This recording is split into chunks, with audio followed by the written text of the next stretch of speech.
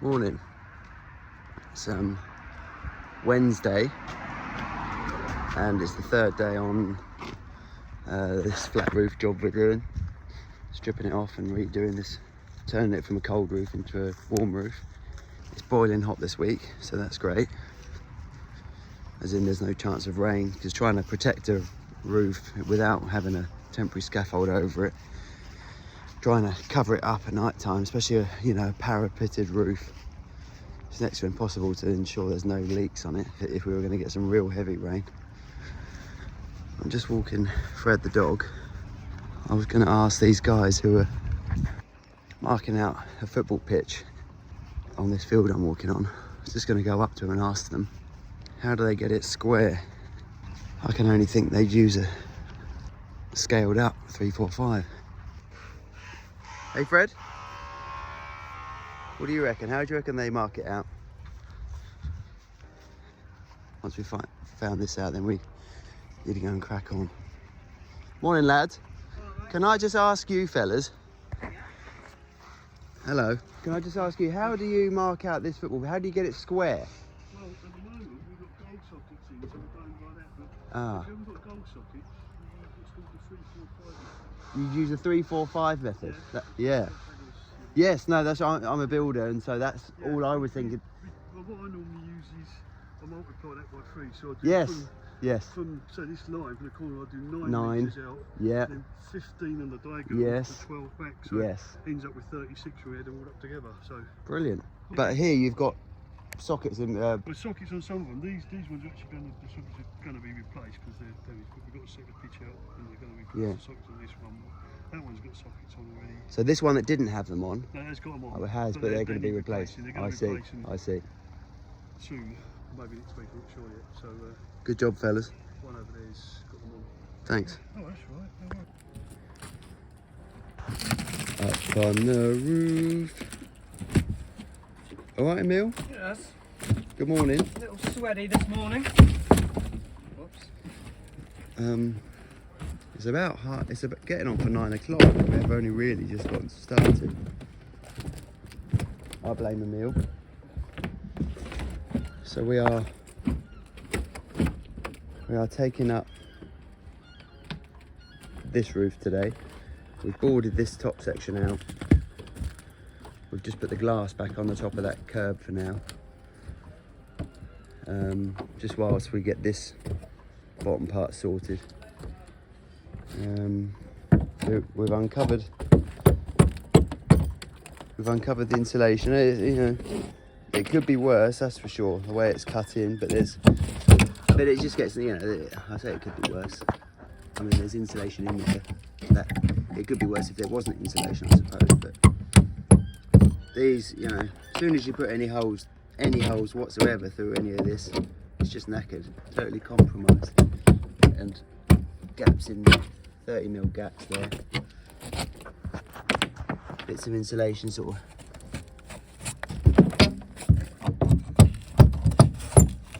little bits just like tucked in, little bits like this.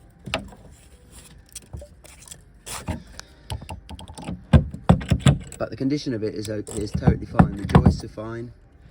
The underside of the OSB has got some growth on it, some little bits of mould where it's been sweating, and then it's been showing itself on the ceiling underneath with little damp marks. Various areas of real bad rot where there's obviously water's got in around the outside of it.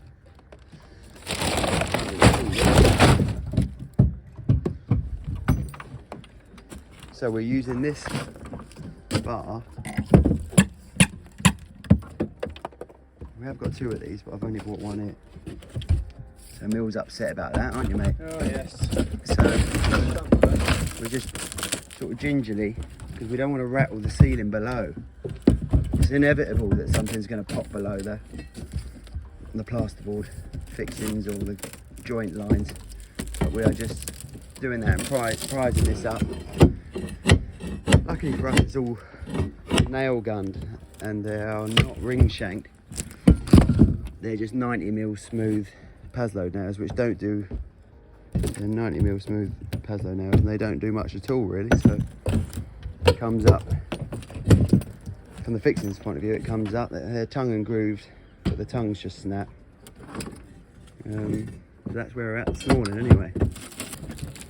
So the furrings on this roof, there's two sets of furrings, one going on top of the joist and the other one perpendicular across the other way.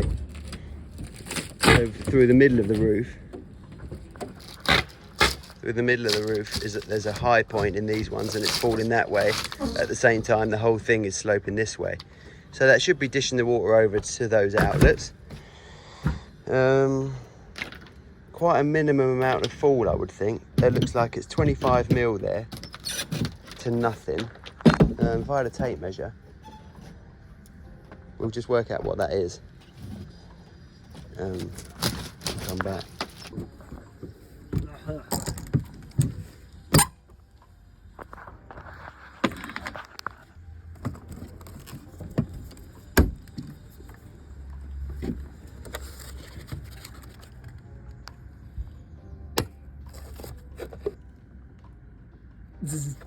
Bang. Electricians will enjoy that.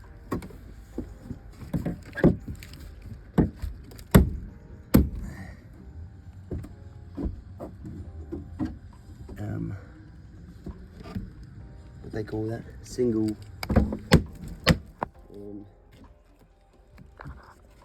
What I was going to say is these nails and these 90mm nails through this chipboard, but they just pull out. So they're doing that in this, you know, in the timber below it. They're doing the same thing. They're just pulling. They just as the roof sort of expands and contracts in the summer heat, you know, they don't hold it. And so eventually, you know, the nails start creeping out through the top as the roof moves around, and then they start puncturing the surface above. Really, they're saying that on GRP. If it was like single ply on there, you'd be worried, but I think the GRP, I don't even think they'd go through that because it's so thick. So these like scuppers, these outlets need addressing, because we're going to put proprietary outlets in there, so we'll be sort of rejigging those and making them nicer.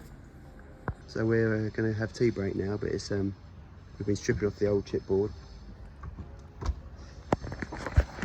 Much the same really. Gaps in the insulation like here.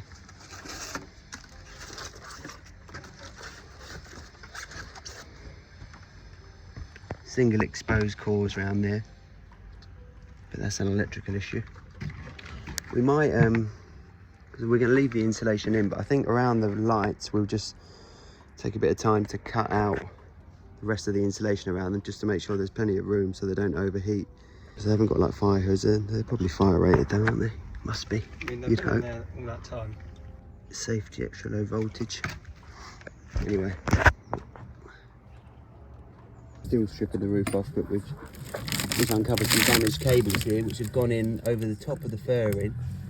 But unfortunately they've missed the cable with a nail. This song keeps being on, doesn't it? Do you remember we were singing to it the other day? It's Radio 2, they love it. Do they? What is, yeah, so these cables, which is very odd, so we'll have to work that out, but it's alright, it's no big deal. 3,000. Carry on stripping, won't we? And then we'll explain what we're going to do about the falls on this roof and the furrings.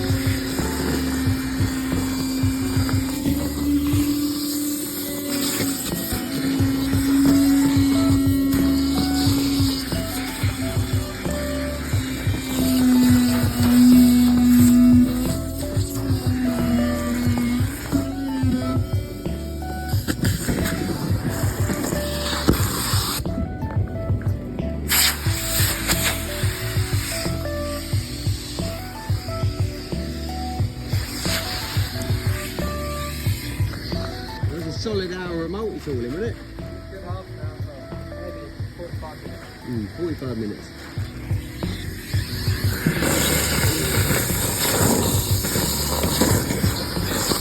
It's nice when we're doing loud stuff because we haven't got to talk to each other.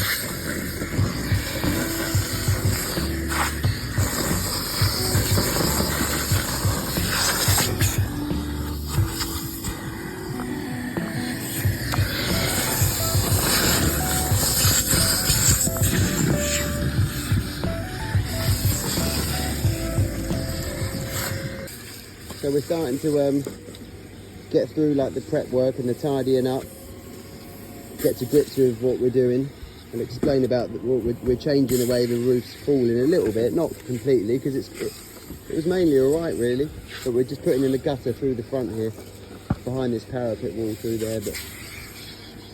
And we've cut away the old insulation that was around these downlights and drivers, just in case. Then we're hoovering out around them, getting ready to close it all back in.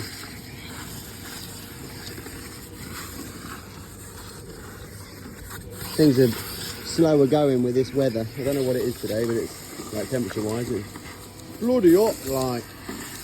Oh, yeah. This roof before, this lower part of it, we'll forget the higher part for now. This roof before had furrings falling this way. So these are the joists, and it had furrings going on top of the joists, all fall in that direction. And over here is the outlets. And then through the middle it had a sort of a ridge point, if you like, a high point, and it had furrings, more furrings, 90 degrees across the top of the other ones. So they were falling that way. So the whole roof was falling. It was split down the middle, and it was falling that way, but the whole thing was also falling that way. And it was working okay, like I've said before. The furrings across here, these furrings going across that way, worked out that it was about 1 in 120, the ratio of fall on them, which like is real minimal on a flat roof, you know. And it's better to just get the water off as quick as possible. So what we've done is we've taken the furrings off that were going across at perpendicular across the top of the other one. So that's why now on this roof we've only got and we've left the furrings on beneath these blue Tuber 1 battens. We've left them on, the original furrings, because there's quite a nice bit of fall on them. It's about 1 in 80 across the roof, which is better. And the original furrings will actually give us the fall because these battens are just raising the height. That's right. And the furrings going across the other way before that's another reason I've taken them off, were tapering down to nothing, and they were going across, and they were unsupported across the top of the joists, and the OSB was sort of joined. The old OSB was joined on top of thin battens, and it just wasn't. However, it was tongue and groove, but it was tongue and groove. That's true. It was tongue and groove. Yeah. So now what we're doing, creating a gutter. So the outlets are still going to be in the same place. Can they see this? And we're creating a gutter right the way along the inside of this parapet wall. This is a parapet here. This is a parapet around the outside. And we're creating a gutter here. And this gutter is going to have a high point in the middle of the roof, and it's going to fall that way and that way to both the outlets, so the roof water will be split. And then these joists here are going to have the existing furrings left on top of them, and they're all falling that way. So the roof falls that way and then lands in the gutter and then splits off and goes to the 2 outlets. Now to create that gutter,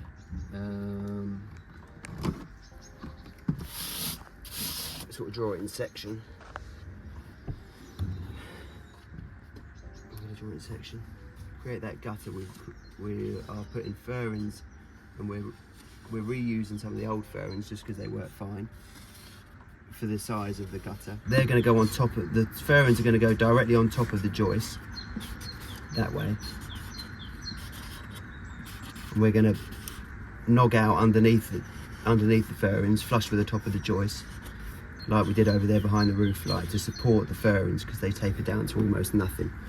So this is it in section, and then at this end there's an outlet that comes out through this parapet, and here there's another outlet, if you like. And then, but we've got to build up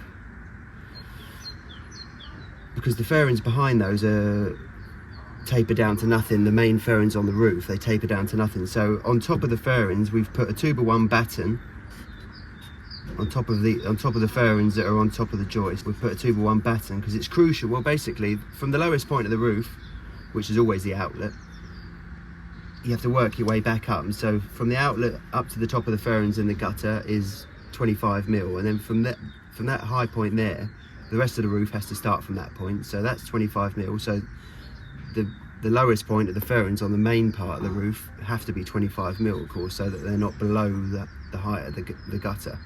So that's why we've planted on a 25 to 50 batten on top of the fairings, so that at the high point of the gutter, that's where the roof, that's the lowest point of the main part of the roof, and then the gutter sort of tapers out then. So these are the fairings. They've been nicely cut, they're fine, we can reuse them.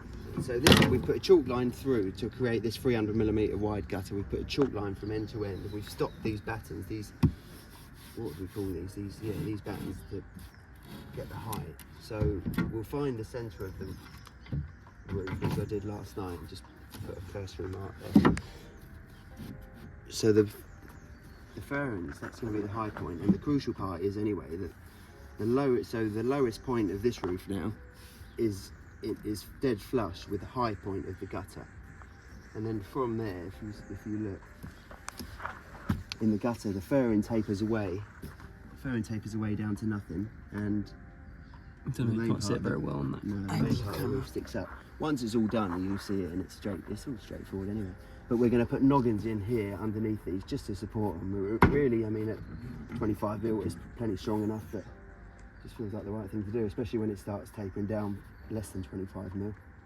We'll put 2 rows of noggins in because there'll be 2 fairings. Let me just grab some more fairings. Basically, this is going to be the gutter, and we're going to nog underneath these two fairings. So the roof water falls this way, and then splits 50-50. It doesn't actually need to be split. One outlet would be enough for this amount of roof area, like we did next door. It's more than adequate and fine. But there's already 2 outlets here, and there's already 2 down pipes. So we're not going to start taking down pipes off and having to patch up. Shall I quickly show next door? Yeah. I can't falls from that end down in. Yes, we should have shown that. That's what we did there basically. But that's only got, that's got a high point at one end, isn't it? Yes. And tapers down to the outlet. And there's plenty of fall on that roof. Got what? 2 more to cut. In this last bay here. 357 a mil. 2 at 357, mate. Yes, okay. Cut the noggins out. So we're just getting this gutter sorted out through the back behind this parapet here. We put a row of noggins in to support our furring strips all the way through there.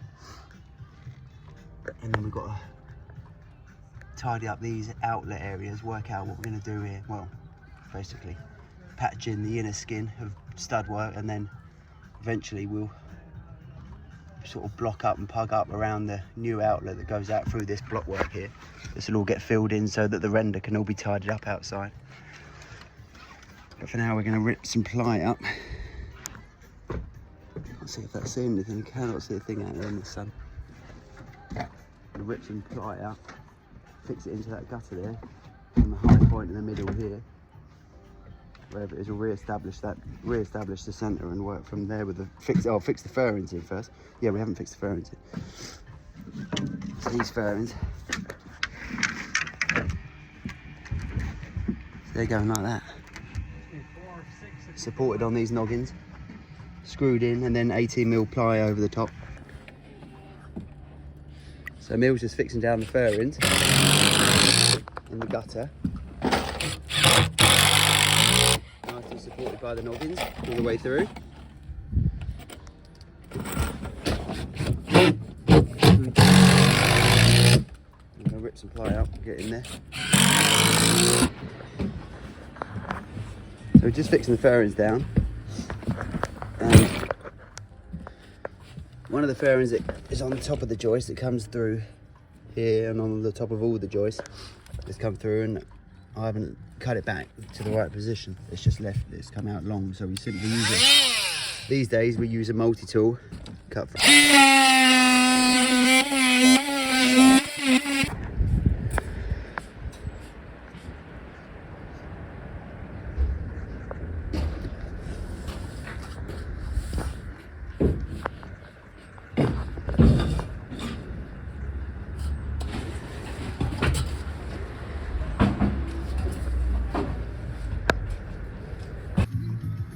Okay, so what are we? Day 5. Is that really close?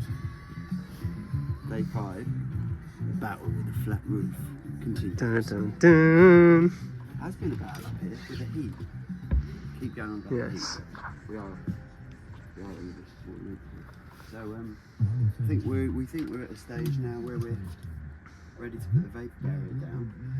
It all takes longer than you think. So we've made sure we've got the nice gaps between the OSB, sort of 3mm expansion gap. Filled everything up with screws. Just showing that roof might wash. This morning we sort of lifted this glass up again. We're trying not to move the glass too many times because it's just, weighs a ton. So we boarded the outside of the curb and plumbed it all up and made sure it's all square and true and nice and ready to go. Things just take longer than they always do every job. Like we've been infilling, sort of patching in with OSB ready to take the vapour barrier. This all takes time to get it right. Now we've got this FG35 primer. So we've swept this roof a couple of times. We have. Given it a good hoover a couple of times. Just show these outlets now. So these outlets now. Yeah, look, hoovering we've missed. No, we haven't got there just yet. Yeah, we just forgot. We just haven't done it this. So we could these are the new outlets that go out through the parapet wall, and they look like they're up in the air at the moment, and obviously they are. But that's to allow for the 6 inches of insulation and 18mm of OSB that's yet to go on top of here. And we just allowed for the we're going to take out the top surface of the OSB so that this outlet sort of flange sits down in it beneath, or just sort of flush, so it doesn't kick up the roof membrane at the last minute. Anyway, so that's why they're looking like they're up in the air for people that think, what are they doing? So we've got this one and this one over here. Show this one. And this is the gutter. So this is the high point of the gutter here, which is dead flush with the rest of the roof. And then from there it tapers out down to the 2 outlets.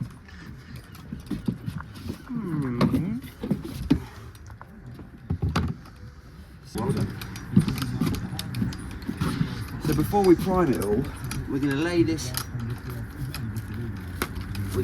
vapour barrier out across the roof and cut it to length. Get it cut to length, however many it is, 2 and a bit. We're going to sort of cut it so it's pretty much ready to go. Then we're going to roll it back up and prime it up with this primer, and then we'll do a little video of that. You have to let that dry, but in this weather, I did mean to look up on the data sheet about temperature and drying times. A couple of times I've used this before, but it wasn't this hot at all. Oh, you big boy pipes. Look at all the dust getting sapped up by that hoover. We spend half the day unblocking the hoover, and or going to the van to get a new bag. Even though it's festal. Don't mean anything, I guess.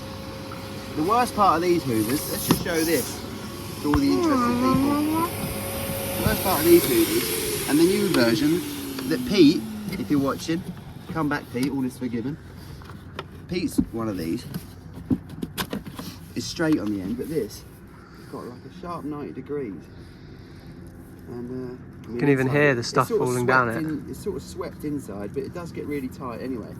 If you're hoovering up something that's like 2 feet long, it won't go into the hoover. No, but it doesn't take long to block up, does it? Anyway, enough about that.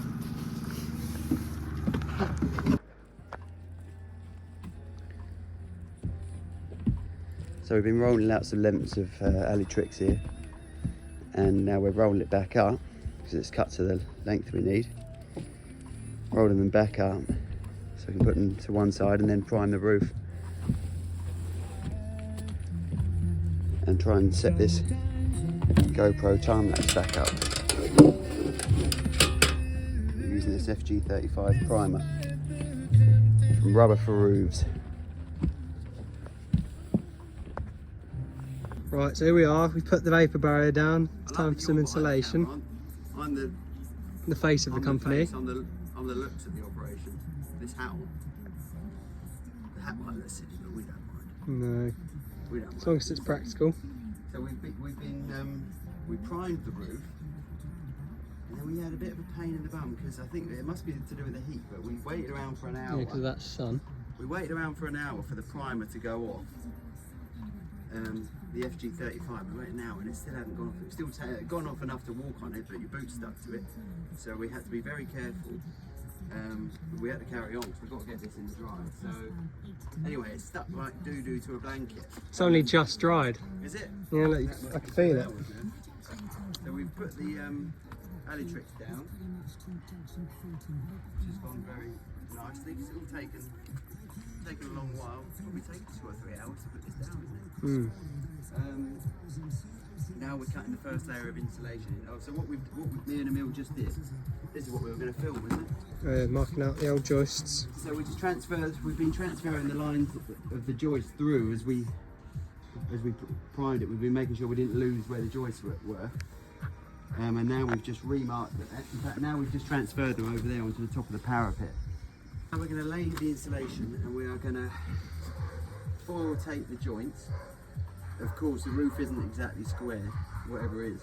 So we're going to have to like tape it, jig it in, shoot it in a bit, get it in nice and tight, and then one layer down we're going to foil tape the joints. Then we're going to put another layer down with the joints all staggered, so there's no straight joint. So the reason I've used 2 layers of 75 and not 1 layer of, I mean 150, you don't need as much as 150. I think the new regs now are 140 on a warm roof, up from 120 I believe. Well, it was 120 and now it's 140, and we're using 150 because I wanted to do 2 layers rather than 1 layer.